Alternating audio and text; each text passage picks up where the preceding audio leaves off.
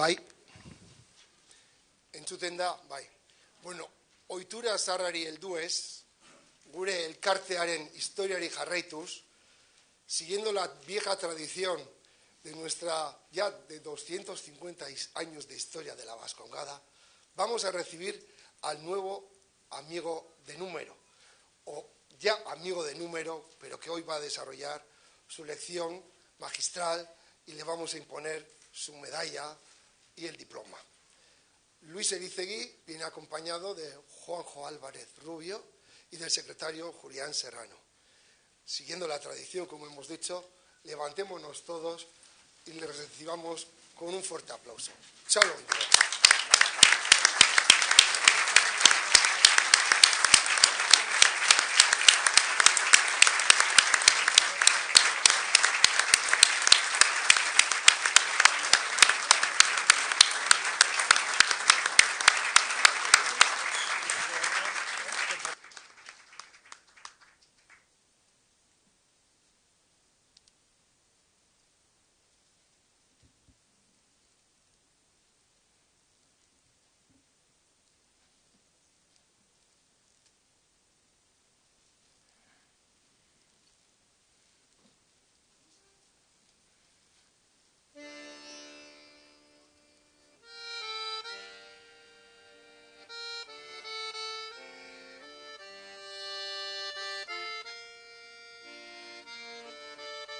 Ia denon artean. Egoak ebaki banizkio, neria izango zen, ez zuen alde egingo. Egoak ebaki banizkio, neria izango zen, ez zuen alde egingo. Baina nonela, etzen gehiago txoria izango. Baina nonela, etzen gehiago txoria izango. Eta nik txoria nuen maite, eta nik txoria nuen maite.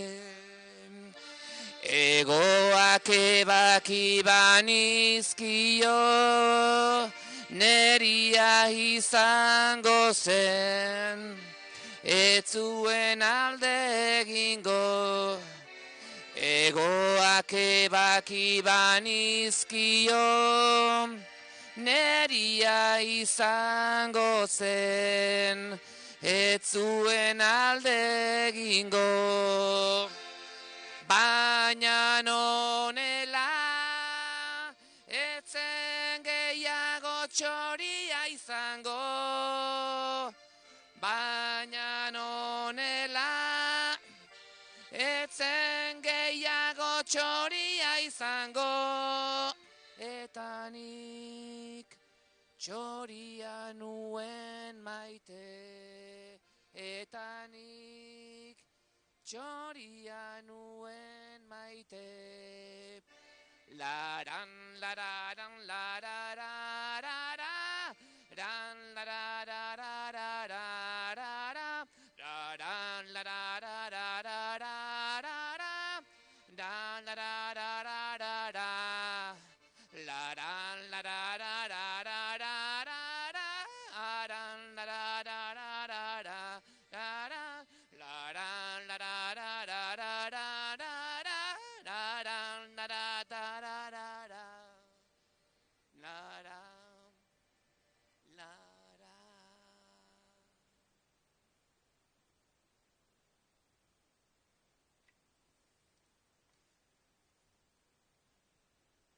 Arratsaldeon guztioi, egia esan horrelako karga ofiziala eta solemnea daukan ekitaldi bat kantuz hastea oso alaia eta oso esan genuke desestresantea dela, batik bat hemen ezkerreta daukan pertsonarentzako, pixkat daukan karga gainetik kentzeko, eskertzekoa da. Iozen kasutan, niri dagokit gaur agurra egitea eta zuei denoi eskerrak ematea, Euskal Herriaren adiskideen elkarteko kide guztioi, eta etorri zareten lagun guztioi, Luis Elizegi jaunaren irakaspen hitzaldira. Nire partetik behintzat, agurrarekin esan, Luisekin daukadan harremana aspaldikoa dela, eta gainera Foru Aldundi honetan bertan, araubide juridikoko zuzendaria, bai 2000, azkeneko urtetan, 2007tik onuntzan ila ezagutzen nuenean, eta aldortate behintzat oso gertukoa eta oso estimatu daudela, dakitzen bezala gainera figura horrek, diputazioko, gobernuko, diputatu kontseiluko idazkaritza figura doka berarekin baita ere, eta beraz, harramana estua da. Horregatik da, niretzako bitxia gaurko ekimena eta ekitaldia, eta edozein kasutan baita ere, aste honetan bertan eduki dugu oso ekitaldi politx bat, diputatuen kontseiluaren bilera egin genuen Azkoitian, eta Euskal Herriaren adiskideen elkartearekin lotura estutu indugu, eta publiko egintzen bezala gainera, lehenengo 10 urtetako, adiskideen elkartearen lehenengo 10 urten akten liburu hori, Foru Aldundiek erosi, eta Gipuzkoaren eskura dago mune honetan. Beraz, desde la doble vertiente de la recuperación de la relación, una profundización diría, de la Diputación con la Vascongada, y por otro lado también la cercanía de la figura de Luis Elizegi para con la propia Diputación, pues hace que este acto para mí sea especialmente significativo. Y simplemente, pues a mí me toca agradeceros a todos la presencia y sin más, pues que comencemos. Eskerrik asko.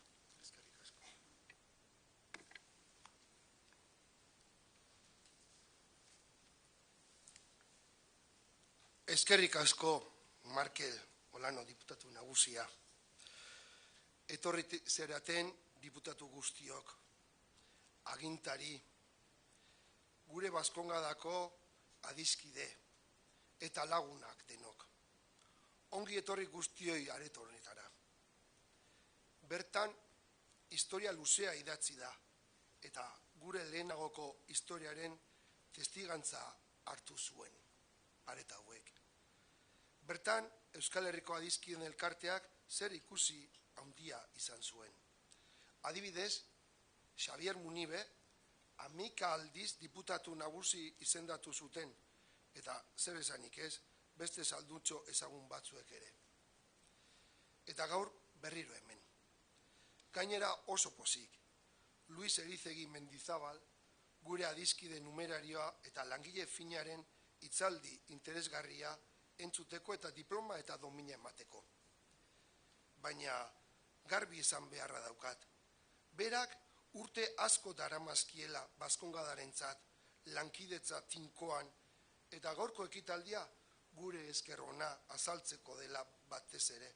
Eta hainbat arrazoiengatik atzeratu zaion diploma eta domina eskuratzeko. Gure Baskongada ez da elkarte bat soilik. Xavier Munibek, Peñafloridako kondeak, bere ametzei jarraituz, 1700 eta 74 urtean sortu zuen Azkoitian bere adiskide batzuekin batera. Bagoaz 200 eta 50 urte pasa eta aurrera. Bere ibilbide luzean, Euskal Herriaren nortasuna jorratzen denok egin dugun lanen bidelaguna izan dugu. Hasieratik. Beti elkartasunean, herriaren hausnarketan, murgilduta eta konpromisoak hartuz. Adibidez, gaurko ikasgaien helburua, izenburua, Foru Lurraldeen eskubide historikoak. Oso ezagunak izango ziren Xavier Munibe eta bere eskon anaia Martin Jose Areizagarentzat. Makina bat aldiz, Madrilera joana ziren foru defentsan garaiaietan. Oso gogoragarria izan zen, Gipuzkoako eskubideen alde, gortetan, 1748tik 1761 egin zuten lana. Opari modura, eskertu nahian beren lana ongietorri berezia izan zuten, eta bitxikerik gisa, zezen festa bat antolatu zioten behan honorez. Euskal Herriko adiskideen elkarteak gaur egun ere gure eskubideak aldarrikatzen jarraitzen du. Pasa berri den azaroaren 14an, Intxausti jauregian hainbat adizkidek kontzertu ekonomikoa baieztatzeko gure adierazpena plazaratu genuen. Elkartearen altxor honena eta hoberena bertako kiden jakinduria eta jakinmina da, eta izan da. Bere leloak lan onari dena esaten du. Gaurtik aurrera gure adizkide Luisek berresten du herriarekiko eta gure elkartearekiko konpromiso gura. Peñafloridako kondeak adierazi zuen moduan, honako konpromiso hau onartzen dugu elkarte ospetsu honetan sartzean. Hala esate zuen gure Xabierrek. Aurrerantzean, lagun on, aita on eta errepublikar on izateaz ez da nahikoa izango. Gaurko honetan, bezarkatzen duzun lanbide honek obligazioare handiagoak sortu dizkigu. Orain arte, gure kasa gehi hartu duen. Hemendik aurrera berriz, herriarenak izango gara guztiak. Ez etxi ene adizkideok, maitatu zuen aberria, maitatu elkarganako zuen gloria, maitatu gizona eta azken baten izan zaitezte herriaren eta gizatasun osoaren lagun duinak. Tal como lo expresó el conde de Peñaflorida, este es el compromiso que aceptamos al ingresar en esta ilustre institución. No basta en adelante el ser buenos amigos, buenos padres de familia y buenos republicanos. La profesión que abrazamos hoy nos constituye en mayores obligaciones. Hasta aquí podíamos ser solamente nuestros, ahora debemos ser todos del público. No desistáis pues de él, amigos míos. Amad vuestro patrio suelo, amad vuestra recíproca gloria, amad al hombre y, en fin, mostraos dignos amigos del país y dignos amigos de la humanidad entera. Así decía Xavier Munive. Luis Elízegui Mendizábal cumple con creces los objetivos que se recogieron en la fundación de la sociedad, cuando Peñaflorida apuntaba precisamente lo que acabamos de leer, que ser amigo del país implicaba un compromiso vital decisivo. Nuestro también amigo de número de la Vascongada e infatigable y reconocido militante social y cultural, Juan José Álvarez Rubio, en sus palabras de recepción y acogida, hará una más detallada exposición de la personalidad de nuestro amigo Luis. Podemos nuevamente así presumir, sin rubor, de contar en nuestra sociedad con un elenco de pensadores inquietos como lo fueron los fundadores de la Vascongada y otros muchos a lo largo de su dilatada historia. Como dicen nuestros estatutos, los amigos de la sociedad han de promover toda actividad, estudio e investigación que contribuya al progreso económico, social y cultural del país, manteniendo los que se vienen desarrollando sobre la lengua, sus leyes, usos, costumbres y su historia. Nuestra historia ha sido así, la historia de un compromiso, desde las famosas tertulias de los caballeritos o la presentación de un plan de promoción económica para Guipúzcoa. Su culminación fue la fundación de la Sociedad Vascongada de los Amigos del País, con la divisa Hirurak Bat. La Vascongada es la que traerá nuevos aires de la ilustración europea, con la recreación del Real Seminario de Vergara, o incorporando verdaderas innovaciones en el campo económico y social y cultural. La Vascongada fue un movimiento que revolucionaría su tiempo, su siglo y a sus gentes, modelo para el resto de las sociedades económicas que se crearon no solo en el Estado, sino también en América. Pero además podemos afirmar que fue también la organización pionera en el proceso de la articulación política e institucional vasca. Lehenak ikasgai handia ematen digu. Eta hartu dezagun aberastasun hau guk euskaldun guztiok.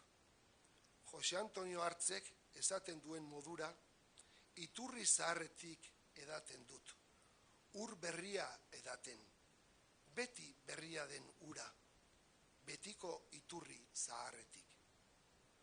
Para terminar, me gustaría citar la declaración institucional que suscribieron por unanimidad todos los grupos que componían las Juntas Generales de Guipúzcoa el pasado 22 de octubre de 2013 en el Palacio de Insausti. Allí se nos dijo que hasta hoy muchas han sido las aportaciones que la vascongada ha hecho a la sociedad guipuzcoana, primeramente, y después a la vasca. Abrieron los ojos hacia Europa y hacia el mundo, abrieron la puerta a una Euskal Herria moderna y por esta razón reconocían su osadía e ingenio. Luis, zure lanak, ikerketak eta ametsak eskertu nahi ditugu, eta gurekin lan egitera jarraitzea nahi dugu. Eskerrik asko, Luis, eta eskerrik asko zure emazteari, eta familia osoari, gurekin denbora preziatua pasatzeagatik. Hitz hauek esan da berriro ongi etorria hemen zaudeten guztioi, eta hasiera ematen diot ekitaldi akademiko honi. Eskerrik asko ba guztioi.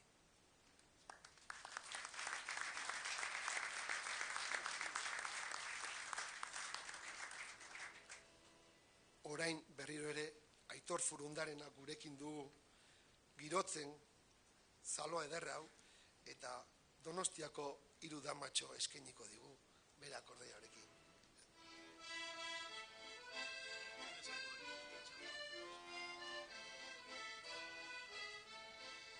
Donostiako 3 damatxo errenterian dendari.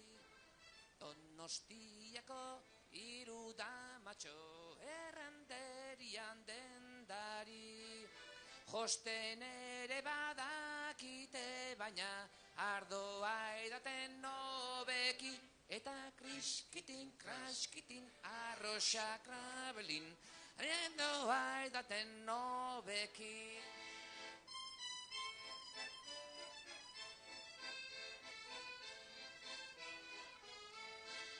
Donostiako gaztelupeko agardoaren goxua.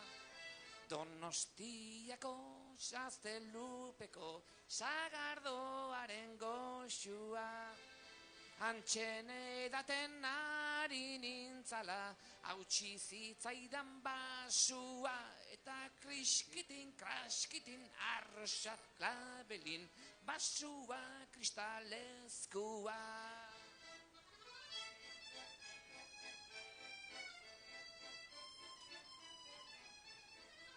Arrotzatxuak 5 osto ditu, krabelintxuak 12. Arrosatxuak 5 osto ditu, krabelintxuak 12. Mari Josepa nahi duen horrek, eskabihotza amari, eta kriskitin, kraskitin, arrosa krabelin, eskabihotza amari. Aurrera ba, Luis, zure irakaspen hitzaldia entzuteko oso pozik gaude. Aurrera. Diputatu nagusi jauna, diputatua, batzordeko presidentea, Gipuzkoako batzordeko, Baskongadako batzordeko presidentea, lagunok, lankideok, familikoei, atxaldeon. Duela 16 urte hartutako konpromisoa betetzera natorkizue gaur. Gai hau aukeratzekoan garbi eduki nuen lehenengo momentutik lurralde historikoi buruz izango zela. Egia da gai hau momentu desberdinetan egonda pilpilean edo lehen mailan politikan beste batzutan erabat ahaztuta egonda, orain berriz ere maila politikoan agertu da, baina nik ez diot dimentsio hori emango. Saiatuko naiz azterketa ikuspuntu juridiko batetik egiten. Ikuspuntu juridikotik ere 3 mailatan aztertu daiteke hau, zuzenbide konstituzionaletik, zuzenbide administratibotik edo zuzenbide zibiletik. Nik zuzenbide administratibo mailan mugituko naiz, zeren maila hortan lan egin dut, nire ibilbide guztiania eta hor kokatuko naiz beraz. Gai hau aurkeztu nuen, eta nik uste dut ikasgaian agertuko dela, alde batetik fakultatean administrazio lokala esplikatzen nuenean, beti gai hau eskuartean nenbilkielako. Erakunde foralak esplikatzeko ikaslei, nahiko zaila egiten da, ez? Nahiko zaila egiten zen, eta bueno, beti azken finean konstituzioko lehen xedapen gehigarriaren eskuartean ibiltzen nuen. Eta baita ere lanean, hemen letratu bezala, urte luzeetan, hainbat demanda eta demanda erantzun egin ditugunean, gai hau beti eskuartean genduken, edo behintzet gai askotan bai. Gai hau ez da bat ere baketsua, ez politiko mailan, ez juridiko mailan, oso eztabaidatua da, askotan nahasten dira bi ikuspuntuak ere, juridikoa politikokin eta politikoa juridikokin, eta, bueno, hala ere, nik uste dut, gaiari heldu behar niola uste nuen eta heldu diot. Izenarekin ere, hitzaldiaren izenarekin, egia esan, duela 16 urte hasi nuen, lan hau, orduan izen desberdinak izan ditu, lan honek, eta emanion izenetako bat izan zen, oain aldatu detena, zuzenbide historikoekin bueltaka. Zergatik, benetan zen beti zuzenbide historikoekin bueltaka. Azkenen aukeratutakoa izan da foru lurraldeen eskubide historikoak, konstituzioak aipatzen dituen bezala. Izenburu horrekin gaia oso zabala da, ez? Eta, finkatuko dez zertaz arituko nahi zen hitzaldi honetan. Hasteko, eskubide historikoei buruzko ikuspuntu orokor batetik aztertuko ditut, gero idazkariaren lanpostuaren gaia aztertuko dut, konkretuki foru aldundian, eta azkenin bukatzeko egingo dugu dut aipamen motz bat zuzenbide zibilari buruz. Azken ohar bat, kontzienteki apartatu egingo naiz hitzaldi honetan idatzita daukaten irakasgaitik, zeren oso teknikoa da, oso astuna, datu askokin, eta uste neko aspergarria egingo litzatekela, beraz, saiatuko naiz, emandako denboran arinagoa egiten. El tema de la lección es el de los derechos históricos de los territorios forales, y lo voy a desarrollar en 3 apartados. Primero lo voy a analizar desde una perspectiva general, luego me voy a referir a un conflicto en concreto, que es el de la plaza de secretario de la Diputación de Guipúzcoa, y finalmente haré una breve referencia a la nueva ley de derecho civil vasco.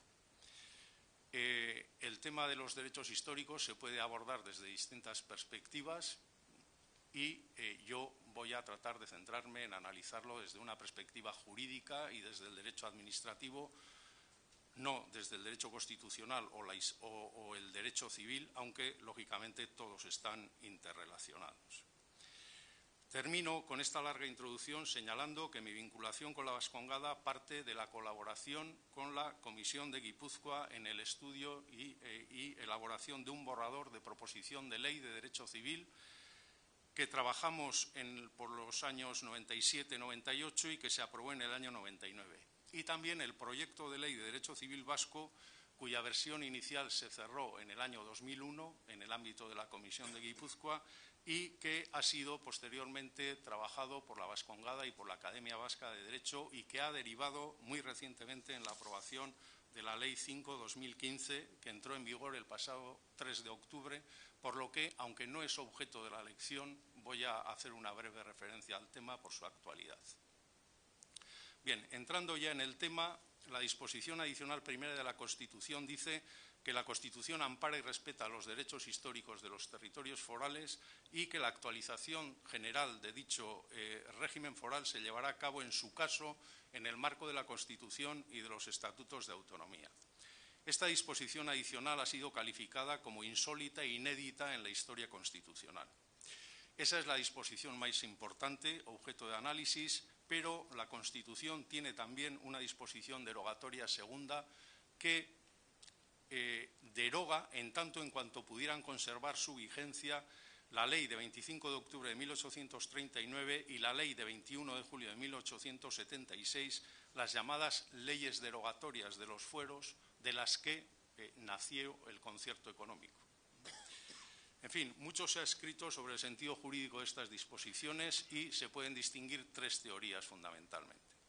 Una primera, inicialmente hubo opiniones doctrinales que consideraban que estas disposiciones eran puramente testimoniales, sin valor jurídico alguno, partiendo de la tesis de que todo nace con la Constitución y nada anterior a la Constitución prevalece. Bien, esta interpretación quedó superada cuando el Tribunal Constitucional reconoció a estas disposiciones carácter normativo y ahí acogiendo la tesis que podemos considerar como la segunda tesis, que considera que no hay letra muerta en la Constitución, que la Constitución es toda una en su totalidad y que todas sus disposiciones tienen contenido jurídico, aunque realmente el contenido jurídico sea distinto de unas y de otras. Y finalmente la tercera, la tesis historicista, encabezada por Herrero de Miñón, que es la que más trascendencia da a la disposición adicional en el ámbito constitucional o político. Yo me moveré, como ya he adelantado, en la segunda, que es la que corresponde en principio a los administrativas y sobre todo a los que trabajamos en la práctica del derecho. Nos acogemos a la letra de la ley y tratamos de, en fin, darle sentido a esa letra. Voy a citar también, porque forma parte de lo que es el bloque de la constitucionalidad, la disposición adicional del Estatuto de Autonomía, otra disposición adicional, en la que establece que la aceptación del régimen de autonomía que se establece en el presente estatuto no implica renuncia del pueblo vasco a los derechos que como tal le hubieran podido corresponder, etcétera, y que puedan ser actualizados de acuerdo con lo que establezca el ordenamiento jurídico. Bien, esa es la configuración de los derechos históricos en lo que se llama el bloque de la constitucionalidad, a la que se han ido añadiendo disposiciones adicionales a una serie de leyes que luego citaré. Me refiero a las disposiciones adicionales de estas leyes, para poner de manifiesto que en lo sustancial los derechos históricos de los territorios forales se han venido reconociendo a golpe de disposiciones adicionales. Es sin duda una forma peculiar de configurar un derecho. Y se preguntarán los que no son del ámbito del derecho qué son las disposiciones adicionales, porque me hicieron esta pregunta. Pues bien, por ejemplo, en la Constitución tiene 169 artículos que regula todo el conjunto de materias que tiene que ser objeto de regulación en la Constitución. Y de pronto aparece esa disposición adicional primera, breve, de 2 párrafos solamente, que algo quiere decir, según ha dicho el Tribunal Constitucional. Bien, me refiero ahora a las leyes a las que se han ido añadiendo disposiciones adicionales que tienen un proceso de elaboración distinto de la Constitución y del Estatuto de Autonomía. Me pregunto por qué ha sido así, es decir, por qué se construye este derecho a golpe de disposiciones adicionales.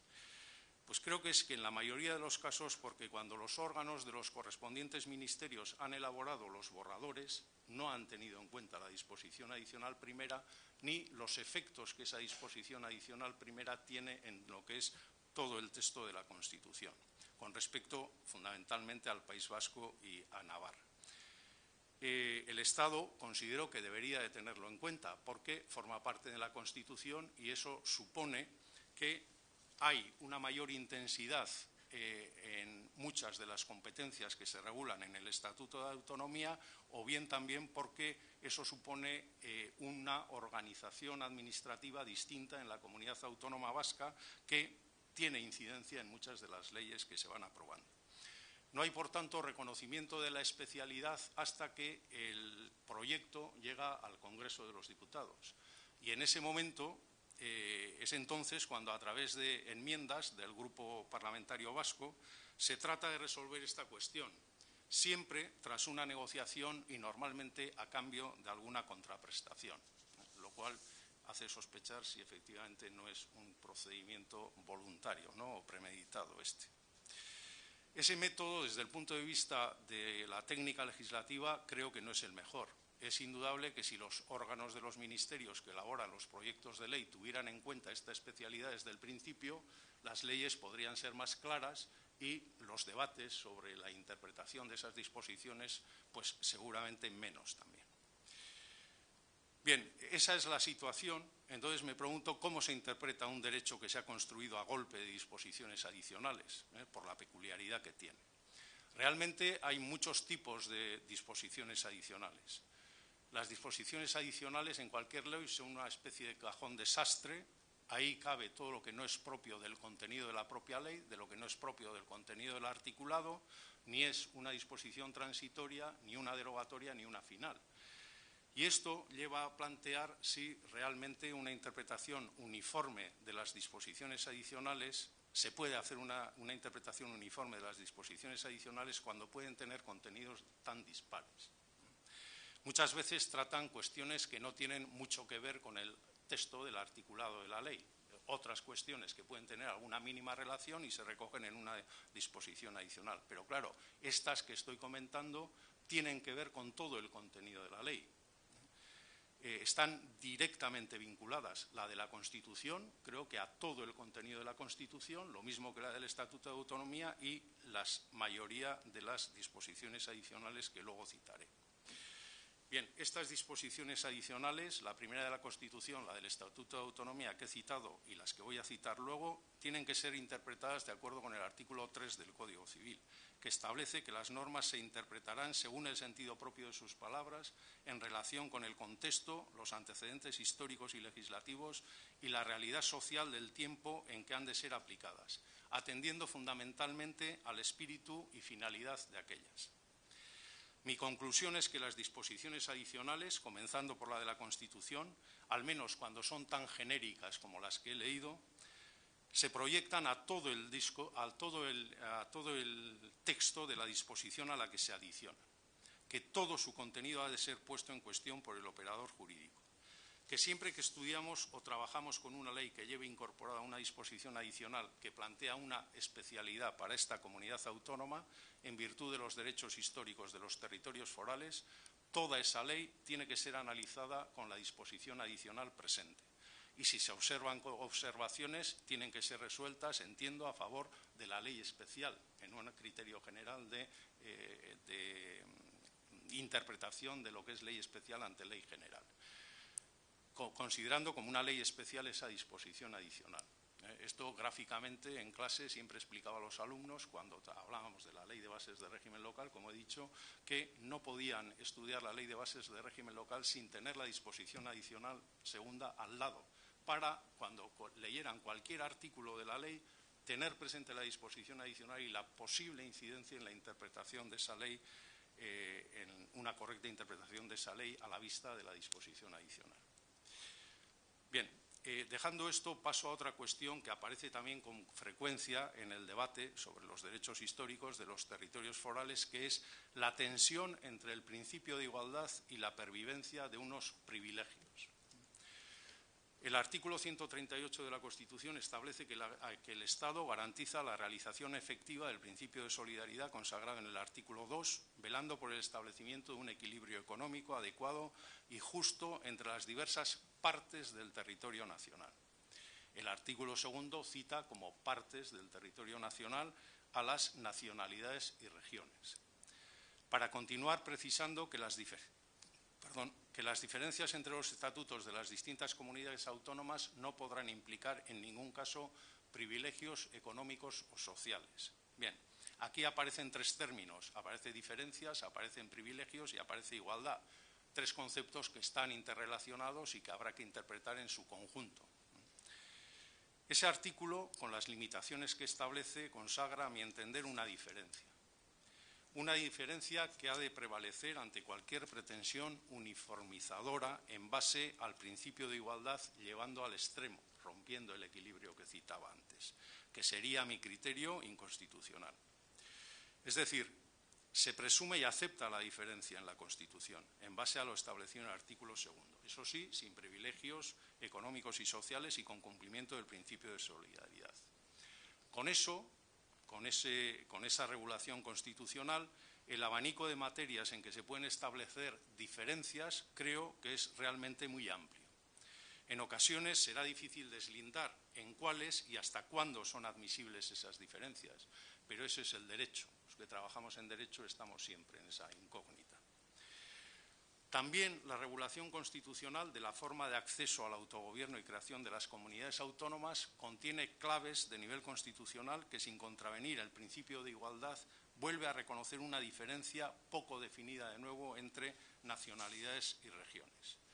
Como es conocido, el artículo 143 regula el acceso del derecho a la autonomía que pueden plantear las provincias limítrofes, etcétera, pero la disposición transitoria segunda de la Constitución introduce una excepción a esa regla general, De manera que los territorios que en el pasado hubiesen plebiscitado afirmativamente proyectos de estatuto, y se refiere a la Segunda República, y cuenten al tiempo de promulgarse la Constitución con regímenes provisionales de autonomía que se crearon en la transición después del fallecimiento de Franco, antes de aprobarse la Constitución, podían acceder directamente a la autonomía. ¿Cómo se han interpretado esas disposiciones y llamadas al pasado inmediato o más lejano? Considero que la interpretación auténtica es la que se realizó en los primeros años, aceptando la diversidad y la articulación de un Estado con realidades diferenciadas que tuvieron claro reflejo en lo que es la conformación del bloque de la constitucionalidad.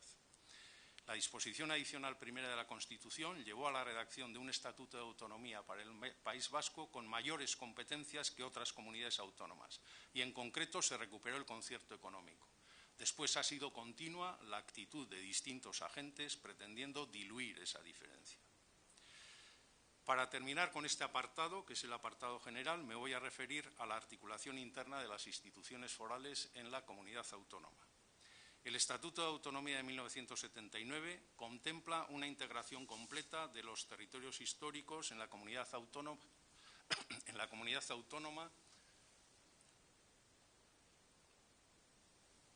y lo sitúa como poderes de la misma. Quedó pendiente y abierto el ámbito competencial de los territorios históricos, que se completaría en el año 83 a través de la Ley de Territorios Históricos.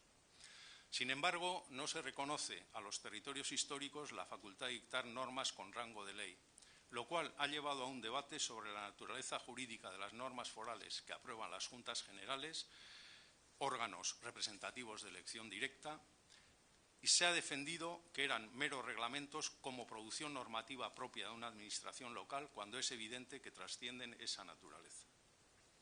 Se han considerado como reglamentos autónomos, se ha defendido su equiparación en las leyes, en fin, creo que queda la tarea de elaborar una construcción teórica completa que integre realmente la naturaleza jurídica de las normas forales en el bloque de la constitucionalidad que he citado, ya que siendo una realidad constitucional que está vigente, es necesaria encajarla con una teoría plausible sin sujetarse a dogmas que la hagan inoperante.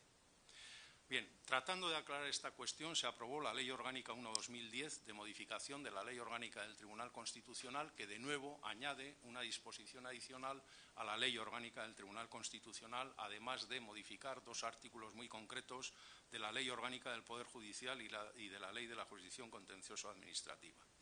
Trata esta ley de residenciar los recursos que se interpongan contra las normas forales fiscales ante el Tribunal Constitucional y no ante la Jurisdicción Contencioso-Administrativa. Pero este debate sigue abierto. Por una parte, dos comunidades autónomas limítrofes, Castilla-León y La Rioja, recurrieron esta ley ante el Tribunal Constitucional y todavía no se ha pronunciado el Tribunal Constitucional sobre esta materia. Se han planteado cuestiones prejudiciales en relación con algunas normas fiscales y el Tribunal Constitucional ha aceptado su competencia para resolver sobre estas cuestiones. Y una reciente sentencia del día 2 de este mismo mes, dictada en un recurso de amparo, dice que, por tanto, el tema no se analiza centralmente, sino que lo que se analiza es el derecho de amparo. Dice, aun cuando las normas forales fiscales son disposiciones normativas que carecen de rango de ley, desde la reforma operada por la Ley Orgánica del 2010 de modificación de las leyes orgánicas del Tribunal Constitucional y del Poder Judicial, su eventual declaración de inconstitucionalidad le corresponde en exclusiva al Tribunal Constitucional. Asume, por tanto, la competencia con claridad. Bien, directamente vinculado con lo anterior, se ha planteado también la naturaleza jurídica de las instituciones forales, Juntas Generales y Diputaciones Forales. Se han considerado por la doctrina a veces como meras administraciones locales u otra cosa, que es la que defendemos los que trabajamos en el ámbito foral. Bien, para situar jurídicamente a estas se han aprobado también otras dos disposiciones adicionales. La disposición adicional segunda de la Ley de Bases de Régimen Local, que regula la administración local y reconoce de alguna forma esa especialidad, y la disposición adicional primera de la Ley de la Jurisdicción Contencioso-Administrativa, que reconoce el carácter parlamentario de las Juntas Generales fundamentalmente. No voy a entrar en detalles porque creo que está resultando bastante dura la lección, ¿no? Y sería ya terrible. Bien, a través de estas disposiciones adicionales se reconoce la naturaleza especial de las instituciones de los territorios forales, alejándolas de lo que es la administración local y aproximándolas en muchos aspectos a lo que son las comunidades autónomas y singularmente las comunidades autónomas uniprovinciales. En definitiva, y con ello me acerco ya al tema del análisis del tema del secretario, en virtud del artículo 37.3 del Estatuto de Autonomía, los órganos forales de los territorios históricos tienen competencia exclusiva sobre la organización, régimen y funcionamiento de sus instituciones. En virtud de la normativa propia que se ha dictado en base a esa competencia exclusiva y de las últimas disposiciones adicionales que he citado, es evidente la real diferenciación de los territorios históricos respecto de una provincia y la imposibilidad de equiparar uno de sus órganos forales, que es la Diputación Foral, a una corporación local de régimen ordinario, o sea, ayuntamiento o diputación. Gai hau ez da beraz, oraindik erabat argituta geratu. Eztabaidan jarraituko dugu, ziur. Erakunde foralen eta foro arauen izaera juridikoa zalantzan jartzen jarraituko da. Horrek dakartzan ondorioekin. Atal honen konklusio moduan esan daiteke, hala ere, indarrean dagoela lurralde historikoen berezitasun bat, konstituzioak onartuta. Konstituzioak onartzen duen berezitasun hori berdintasun printzipioarekin kontra jartzen bada oreka bat bilatu beharra dagoela. Eta oreka hori desberdintasunean emango dela. Zergatik, erakunde desberdinak era desberdinean tratatu behar dira berdintasun printzipioa betetzeko. Eta erakunde eta arau berezi batzuk sortu direla konstituzionalitate blokeak babestuta. Paso, por tanto, de lo general a lo concreto, el conflicto del secretario, como ejemplo práctico que pone de manifiesto la forma en que se plantean este y otros conflictos con la administración del Estado de menor o mayor importancia. Aldundiko idazkariaren lanpostuaren gatazka. Gai hau planteatu zen idazkaria jubilatu ondoren. Ordura arte etzen agerian jarri, bera idazkaria gaitasun nazionalekoa zen eta zuzendari karguan bukatu zuen bere lanaldia. Jubilatu zenean, ministeriotik gai hau harreman administratibo mailan planteatu zen, ez maila politiko altuan, bakante bezala konsideratu zuten lanpostu hori, konkurso bidez betetzeko. Esplikatu zitzaien foro aldundiko antolamentu berrian gaitasun nazionaleko funtzionarioak ez zeukala lekurik, baina alperrik izan zen. Aldundiko antolamentua esplikatu ondoren, beraien proposamena izan zen lanpostua mantentzea, funtzionarioa izendatzea, eta aldundia gero ura nahi zuen lekuan kokatu zezala. Mobi itxura dauka, proposamen honek. Zein ziren oinarria planteatzen zen momentu hortan? Funtzioak edo funtzionarioa? Funtzionarioa sartu beharra zegoen, baina berdintzen ze funtzio egiten zituen gero. Bueno, nik uste dut planteamentu zentzuri gabea izan zela hori. En lo que se refiere a la organización de las administraciones públicas, hay dos modelos, sustancialmente. Uno es el del Estado, con una nítida separación entre lo que es el Parlamento y el Gobierno, en los que el órgano colegiado de gobierno es el Consejo de Ministros y el secretario es un ministro. Bien, ese modelo es el que rige en todas las comunidades autónomas y es el que adoptó el territorio histórico de Guipúzcoa también en la primera norma institucional del año 1983, estableciendo una clara diferenciación entre lo que eran las Juntas Generales como Parlamento Territorial y la Diputación Foral como Gobierno. El otro modelo organizativo es el de la administración local, diputaciones de régimen común y ayuntamientos. En estos no hay esa nítida diferenciación entre el Pleno, que podría ser el equivalente al Parlamento, y la Junta de Gobierno, que es el equivalente al Gobierno. En la administración local contempla la ley la presencia obligada de un funcionario de habilitación nacional que tiene unas funciones básicas encomendadas.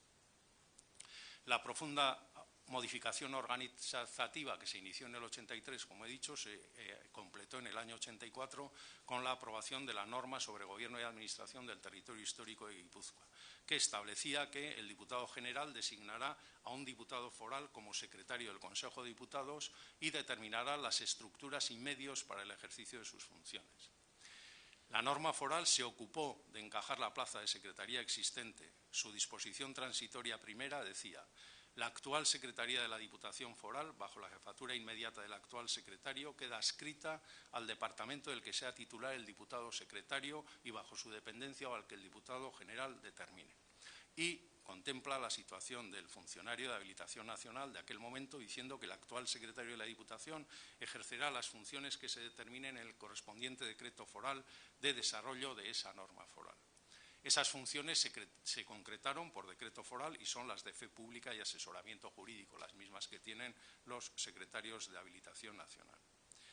En junio de 1988, en previsión de la jubilación forzosa del secretario que ocupaba esa plaza, se creó la Dirección General de la Secretaría del Consejo de Diputados como órgano de asistencia al diputado foral secretario, dando continuidad así a las funciones que desarrollaba anteriormente, ahora bajo la dirección de quien fuera nombrado director general, cargo en la nueva organización de nivel político.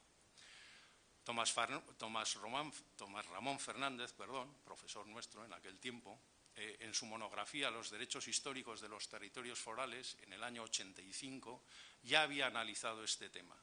Y haciendo referencia a la organización de los territorios históricos, decía que el modelo organizativo con arreglo al cual se ha articulado en uso de la capacidad de autoorganización inherente a la foralidad que reconocen tanto la Constitución como el Estatuto, imponen como una consecuencia necesaria el desplazamiento de la misma de estos funcionarios, que en dicha organización no tienen cabida.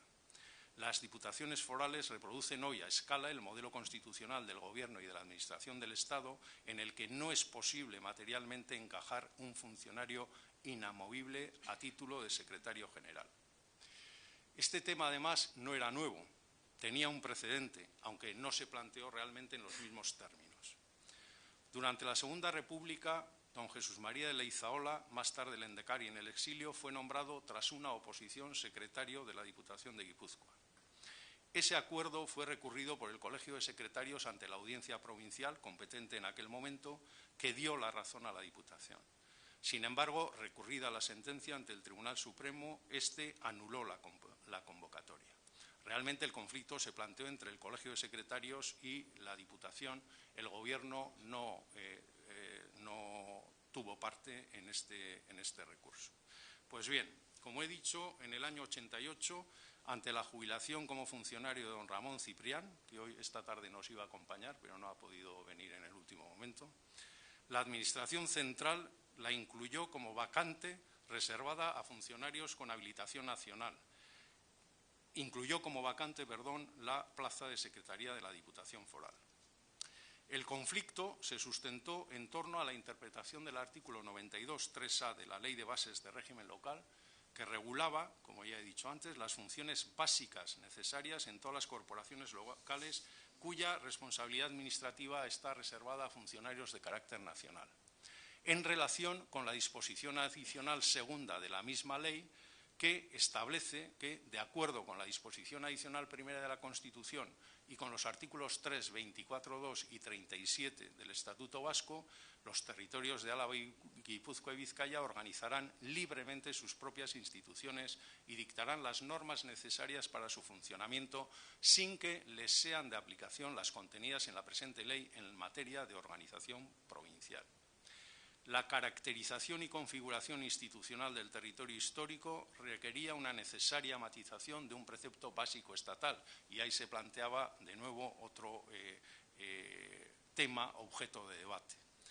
Interpuesto recurso ante la Sala de lo Contencioso Administrativo de Navarra, que era entonces la competente, estimó la demanda de la Diputación en abril de 1994, para que se entienda los tiempos, y declaró nula la resolución de la Dirección General de la Función Pública. Pero antes, en el año 1991, de nuevo, la Administración del Estado, en una nueva convocatoria que hacía de plazas vacantes, incluyó la de la Secretaría de la Diputación.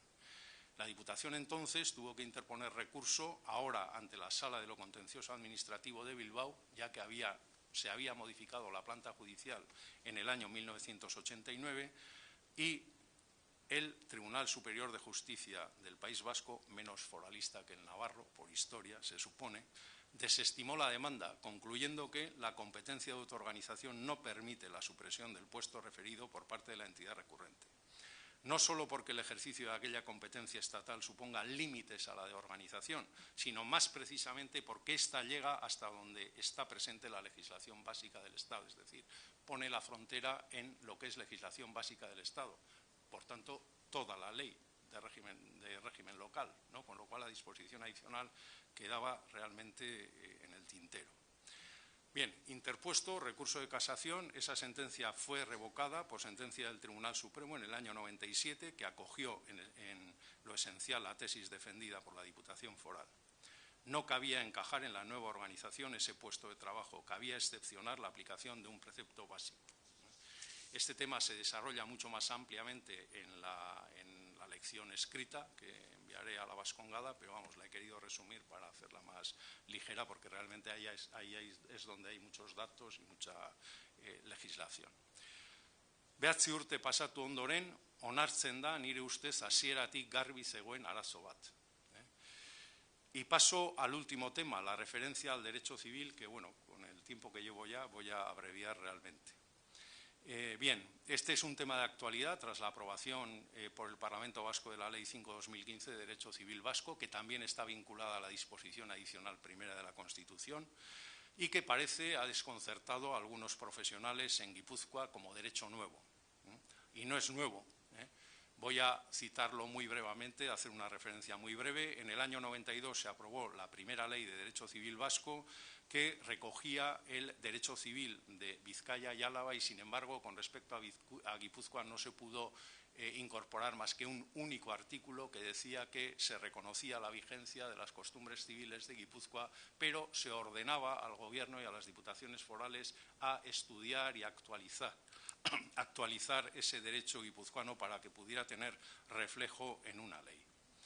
Bien, atendiendo a ese requerimiento, en el año 1995 se reiniciaron unas reuniones que habían quedado interrumpidas en el Colegio de Abogados de Guipúzcoa a iniciativa de la Real Sociedad Vascongada de Amigos del País y fracasaron también esas reuniones. Realmente no se pudo continuar adelante, no había acuerdo. Ahí estábamos en el círculo guipuzcoano, por lo visto. No había manera de ponerse de acuerdo sobre el posible contenido de esa ley. Cierto es que en ese momento había habido una sentencia importante también del Tribunal Constitucional del año 93 que permitía el desarrollo del derecho civil. Antes había que investigarlo realmente con mucho detalle históricamente para que se pudiera incorporar a la ley escrita, pero esa sentencia del Tribunal Constitucional abrió mucho las expectativas y el posible desarrollo. Bien, en esa reunión no se consiguió avanzar, pero realmente el tema se había suscitado y había esa orden de la ley del 92 para continuar adelante. Y realmente en ese momento el que era diputado titular del Departamento de Agricultura, Iñaki Chueca, dijo que adelante con el tema y que se redactara la proposición de ley para llevarla, en definitiva, primero a las Juntas Generales y luego al Parlamento Vasco. Bien, esa ley se trabajó a partir de ese momento desde la Diputación con el apoyo del Departamento de Derecho Civil de la Facultad de Derecho de San Sebastián y con abogados que trabajaban en el mundo rural. Creo que estamos casi todos los que estuvimos en aquel momento. He visto entrar en la sala, en la elaboración de esa proposición de ley. Bien, cuando se redactó esa proposición de ley empezó un movimiento por parte de muchos abogados que consideraban que la solución que se había dado al caserío en ese momento era también de enorme interés, fundamentalmente para las pequeñas empresas, comercios, porque la ley trataba de garantizar la sucesión indivisa del caserío y que un solo hijo pudiera heredar el tema, cosa que con el Código Civil resultaba muy difícil. Pero ese mismo era el problema de muchos de los comercios y empresas familiares que sabemos que acaban cerrándose en muchos casos por problemas hereditarios. Bien, en ese momento coincidió en el año 1988 que las 3 diputaciones y el Gobierno vasco suscribieron otro nuevo convenio con la Real Sociedad Vascongada de Amigos del País para redactar un proyecto de ley más ambicioso. El del año 92 había recogido realmente las instituciones forales que estaban plenamente acreditadas documentalmente, pero ahora se podía abordar el desarrollo. Y, bueno, se planteó en la Diputación a ver cómo se continuaba con el tema. Realmente el tema del mundo rural estaba muy desarrollado ya, se había redactado prácticamente la proposición que se pensaba plantear y lo otro era muy incipiente. Entonces se decidió continuar en los 2 ámbitos, como ya he dicho al principio de la lección. Se aprobó, por tanto, la Ley 399 a propuesta de la Diputación, aprobada por las Juntas Generales y finalmente por el Parlamento Vasco. Esta era de aplicación en todo Guipúzcoa, se extendió a todo el territorio, porque el derecho foral se había mantenido sustancialmente en los territorios aledaños a Navarra y Vizcaya, pero en cuanto al ámbito subjetivo se limitó a los que eran propietarios de un caserío en Guipúzcoa. El contenido de la ley era muy similar al de la Ley 5/2015, que luego voy a citar. Bien, esa ley con ese ámbito subjetivo tan reducido realmente no es muy conocida en Guipúzcoa, pero es muy bien conocida por los abogados que trabajan en el ámbito rural, que trabajan con los caseros, de los sindicatos agrarios, de la Cámara Agraria y también por algunas notarías que se destacan por trabajar en esta materia y significativamente la de Tolosa. Esta ley se ha aplicado y, según comentan los abogados que están en el tema, ha servido para el objeto que tenía. Cuando el testante ha querido dejar el caserío a un hijo y dejarlo indiviso, lo ha podido hacer sin ningún problema y sin las trampas que antes se hacían para poder sortear el Código Civil, con toda la seguridad jurídica, por tanto. Y para concluir ya voy a hacer una breve referencia a la Ley 5/2015, sobre todo para arrinconar un equívoco que vengo oyendo en muchos foros o cuando acudo a algunas charlas sobre el derecho civil, y es que muchos consideran que esta ley acoge las figuras del fuero de Vizcaya, del derecho vizcaíno, y realmente no es así. Es decir, esta ley modifica de forma importante el derecho foral vizcaíno tradicional, modifica también el derecho guipuzcoano y lo que hace es un derecho civil vasco único. Y para los guipuzcoanos lo que hace es extender la aplicación de la ley a todos los guipuzcoanos ahora. Es decir, todos los guipuzcoanos podemos utilizar los instrumentos que antes solo podían utilizar los titulares de un caserío. Pero quiero marcar esa continuidad entre la ley 399 y la ley 5/2015 porque parece que si no suscita algunas suspicacias, ¿no?, el hecho de la importación del derecho vizcaíno a Guipúzcoa. Bien. Puntos destacables de esta ley, pues en primer lugar la vecindad civil vasca. Este es un tema más de Juanjo Álvarez, pero bueno, que supone en Guipúzcoa, en definitiva, convertirnos en aforados a todos los guipuzcoanos, que quedamos equiparados a esos efectos. Tiene una regulación de la legítima que permite ordenar la sucesión con gran libertad. No voy a entrar al detalle. Próximamente se hará una jornada en la Diputación para quien le interese el tema. Y extiende a todos los guipuzcoanos y, por tanto, también a los titulares de pequeñas empresas, negocios, etcétera, las facilidades que tenían antes los titulares de un caserío para poder ordenar la sucesión del patrimonio familiar. La puesta a disposición de todos los guipuzcoanos de esos valiosos instrumentos prohibidos por el Código Civil y que permiten ordenar la sucesión con una gran libertad, que son el testamento mancomunado, la sucesión por comisario y los pactos sucesorios. Estos son los mismos instrumentos que regulaba la Ley 399, como he dicho antes. Y muy importante es la consagración del principio de libertad civil, que es tradicional del derecho civil vasco, por el que las leyes se presumen dispositivas, lo dice así en el artículo 4, de manera que a nadie obligan. A nadie se le obliga a hacer uso de esa libertad, o mejor dicho, esa libertad permite a quien quiera seguir disponiendo de su sucesión de acuerdo con el Código Civil.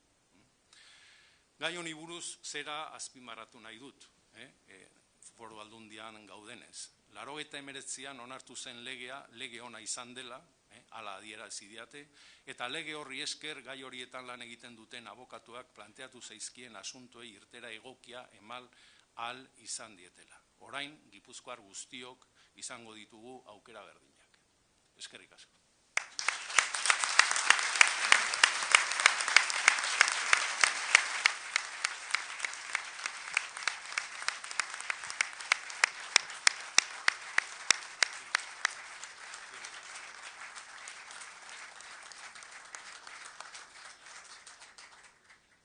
Benetan ikasgai interesgarria, gaurkoa, asko landutakoa. Esan behar dut, baskongada.eus dela gure página weba. Nuestra página web, baskongada.eus, como se escribía en el siglo XVIII, Baskongada con B y con C. Ahí podrán ver las fotos del día de hoy y cuando se publique el texto íntegro de la lección de hoy. Dicho esto, Aitor Zurundarena nos va a dar otro grato momento con Jaun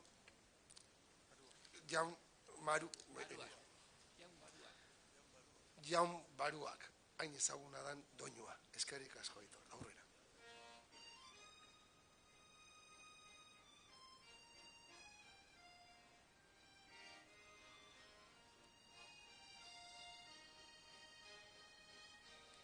Jaun Baruak aspaldin xederak edatu zutun.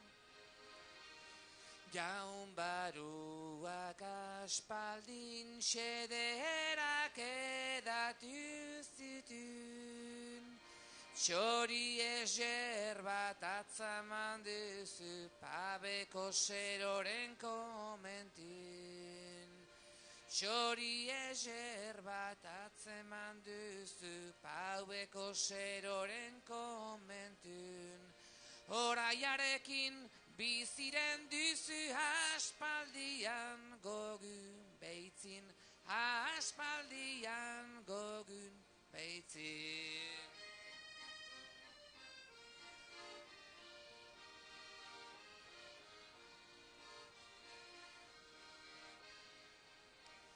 Xedera balitzalako merkatietan saltzeko. Xedera balitzalako merkatietan saltzeko. Siberuako aitunen semek eroslitzazkie oro. Siberuako aitunen semek eroslitzazkie oro. Halako xoriei erto zunbaiten atzamaiteko, zunbaiten atzamaiteko.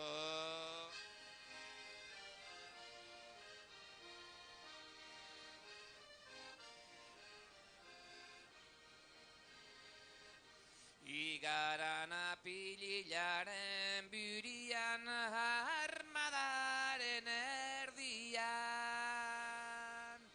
Igaran apililaren burian armadaren erdian. Zintudan bihotzian armakoro eskian. Zintudan bihotzian armakoro eskian.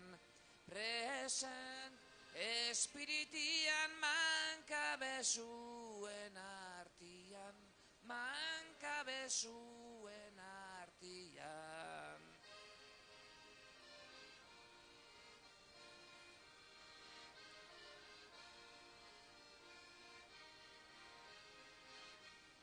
Jauna maite banaizu erraiten duzun bezala. Jauna maite banaizu erraiten duzun bezala. Kita ezazu erregeren zerbitxia. Kita ezazu erregeren zerbitxia. Eta maita herria hüken dezan plazerra, hüken dezan plazerra. Eta maita herria hüken dezan plazerra, hüken dezan plazerra.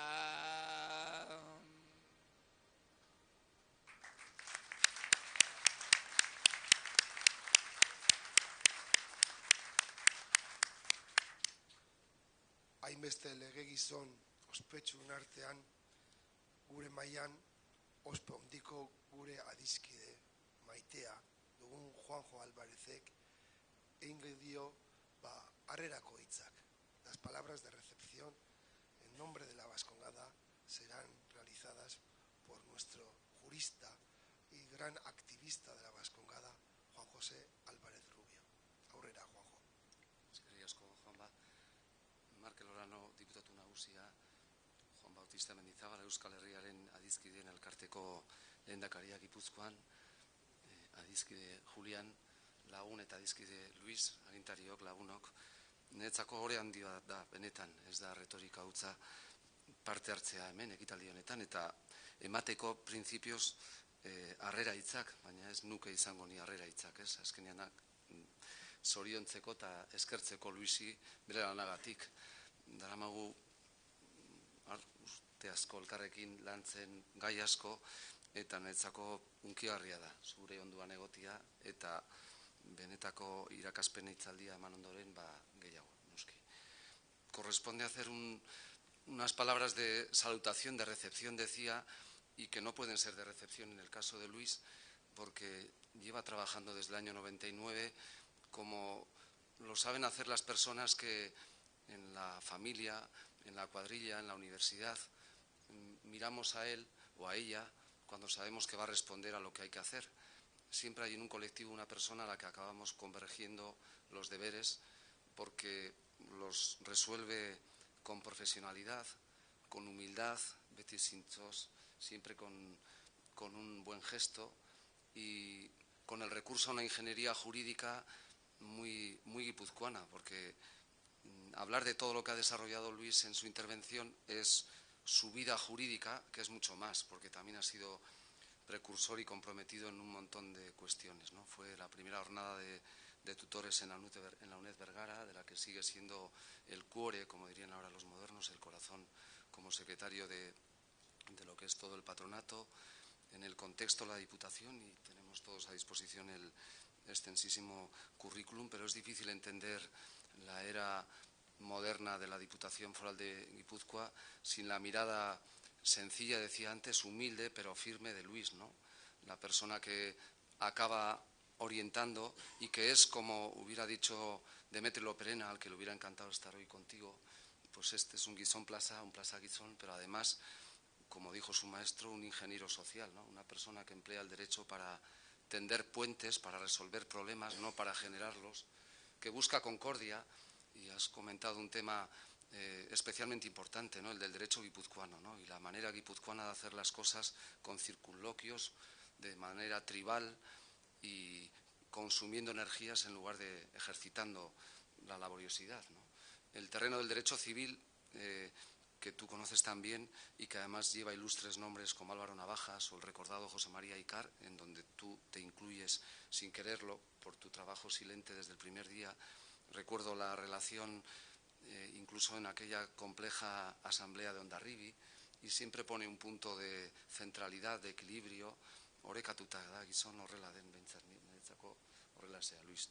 Orduan, en todo ese contexto, teniendo como tenemos un excelente departamento de Derecho Civil en la facultad, un excelente departamento de Historia del Derecho con miembros integrantes de nuestro colectivo y sin mirarnos solo al ombligo guipuzcoano, pero trabajando desde Guipúzcoa para Euskadi, seguro que es posible llevar adelante y vencer todo ese tipo de reticencias, porque si alguien no emplea el derecho para dirimir controversias, sino para intentar encontrar puntos de encuentro, es Luis. Yo te he visto actuar y puedo hablar en primera persona para honrar lo que es esa labor, ¿no? Tenemos además un reconocidísimo y querido y recordado por todos notario en este acto, que es Juan Antonio Garmendia, que el 8 de julio del 99 ya te enviaba una carta, primero de agradecimiento de todo el trabajo realizado en el tiempo pasado y la comunicación entonces de que el pasado 22 de junio del 99 se había materializado el nombramiento ratificado por unanimidad en la Junta de Gobierno celebrado el pasado 26 de junio en la Casa de Juntas de Avellaneda, Balmaseda, ¿no? En ocasiones la entrada en la Vascongada es un punto de partida para honrar los méritos de la Vascongada y para trabajar por el país. En este caso tiene que ser una renovación de votos de apoyo al país, pero sobre todo creo que colectivamente una manera de reconocer tu manera de trabajar y de actuar. Y además comprometido políticamente, porque detrás del discurso para mí precioso hilado técnicamente que he realizado de lo general a lo especial, el análisis de la disposición adicional. Adicional es algo que se adiciona a un texto, ¿no? Y el concepto que ha realizado, que por cierto tiene dentro de esas tres tesis una plasmación en un terreno internacional. La reciente Ley de Tratados Internacionales, en la disposición adicional sexta, hablando de tratados internacionales, subraya al amparo de la adicional del texto constitucional la singularidad de los territorios históricos. Luego, para quien pretende ver el reduccionismo de que derecho histórico es la antiguaya histórica o el antiguo régimen, pues se equivoca desde ese punto de vista. Pero también recientemente, en una perla dialéctica del Tribunal Constitucional, ha dicho algo que tú has comentado muy acertadamente. Ha dicho que el principio de igualdad sustancial no puede confundirse con la absoluta uniformidad. No existe una homogeneidad absoluta de los derechos de los ciudadanos en todo el territorio nacional. No cabe hablar de una rigurosa y monolítica uniformidad del ordenamiento jurídico a nivel estatal, de la que resulte que en cualquier parte del territorio nacional se hayan de tener los mismos derechos y obligaciones. Y ha dicho también el Tribunal Constitucional y esto no es una reflexión retórica, que nuestro sistema de los derechos históricos está anclado y sustentado en la conservación, modificación y desarrollo de estos. Y habla expresamente de que eso nos diferencia del resto y ampara el crecimiento orgánico, en palabras literales, de este sistema. Y la convergencia de lo que planteabas con los debates de serrín en el mundo de la política en que estamos viviendo, pues me parece un contraste llamativo, porque afortunadamente hay una base jurídica para actuar desde ese punto de vista. Como amigo, como compañero de la facultad y como amigo con mayúsculas del número de la Vascongada, me parece un honor compartir con todos y todas vosotras la recepción, el agradecimiento, el sorionak más merecido que nunca a Luis, y que seguro le va a llenar de motivación para seguir adelante, como siempre con esa humildad de quien parece que no hace nada y es el que acaba realizando el trabajo serio e importante allí donde está. Eskerrik asko, Luis.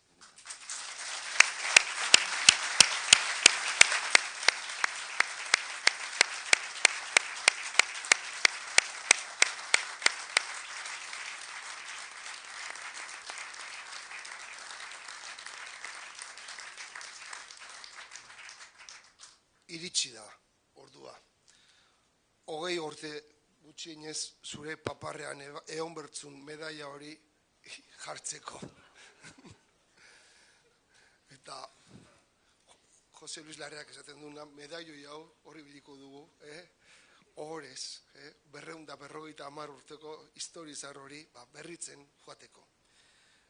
Pues llega el momento ya de que reciba el diploma, la patente, como se llamaba entonces, el diploma y la merecida medalla.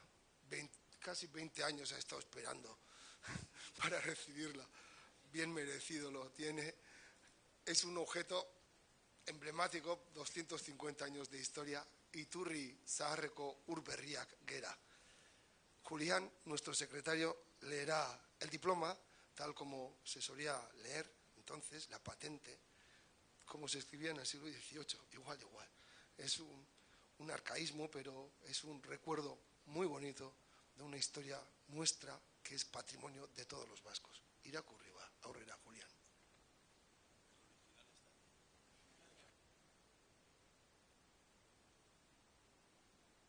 El documento. Extracto del registro de la Real Sociedad Vascongada de los Amigos del País, año de 2015. Informada la sociedad de las costumbres, circunstancias, talentos, aplicación y celo patriótico de Luis Elízegui Mendizábal, determinó nombrarle por socio de número y acordó despacharle esta patente, sellada con el sello de la sociedad y firmada por el secretario. Pues la dio. Orain aurrera etorriko gera eta ezarriko dizkiogu domina eta emango diogu horra aurrean. Ondoren agur jaunak abestuko dugu denon artean eta gero nola ez olako ekitaldi baten ondoren luntxa izango dugu betiko hor dagon aretoan eta danoi ere berriro eskerrak eta eskerrak. Txalo handi bat emango diogu. Eskerrik asko Markel eta diputatu etorri zeaten guztiok gaurko ekitaldi honetara.